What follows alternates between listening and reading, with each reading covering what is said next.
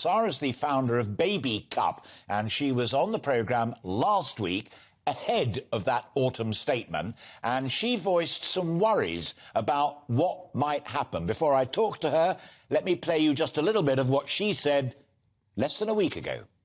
It affects so many people, not just in your direct supply chain, but in the wider community of everyone your business touches.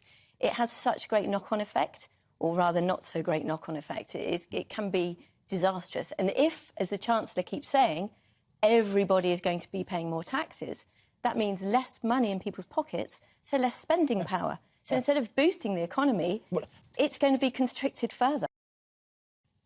Exactly the point I just put to Jonathan Haslam, who used to do comms for Sir John Major. Huge amounts of money coming out of the economy means a shrinkage of demand for you and people like you, people who create wealth and opportunity in this country.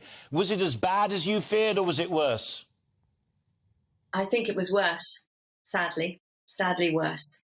Yeah, there was really no glimmer of anything hopeful in there. And I think the doom that this spells for many of us can't be underplayed.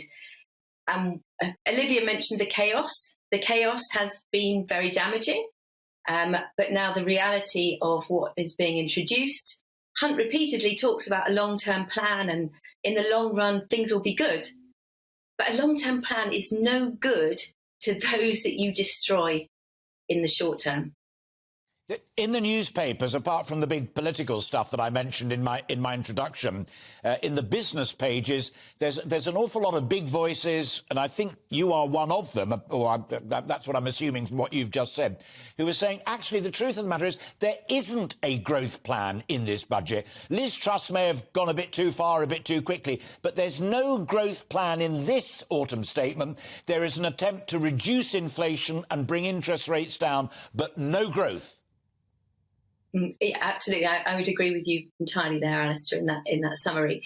And I can't stress enough how worrying this opinion is of the Chancellor's, that we look to the long term. He has to admit that, no, the long term, of course, we must always have a game plan. But if we do not look to the immediate, the long term is irrelevant. It really is a very worrying situation.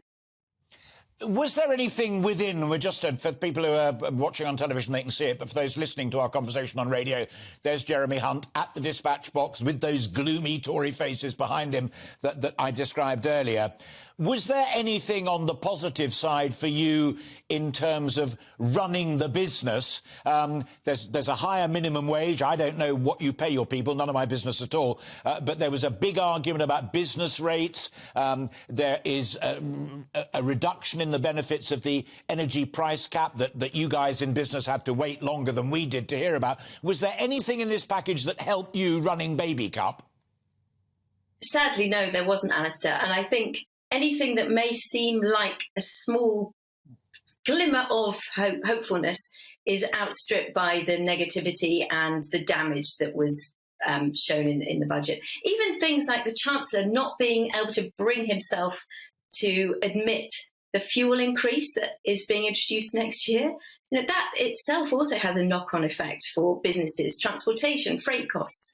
Somewhere along the line, those costs have to be absorbed. And as small businesses, we do our utmost to make sure we don't have to pass that on to the consumer. But ultimately, someone has to pay. No, sadly, it was extremely damaging. It was very worrying.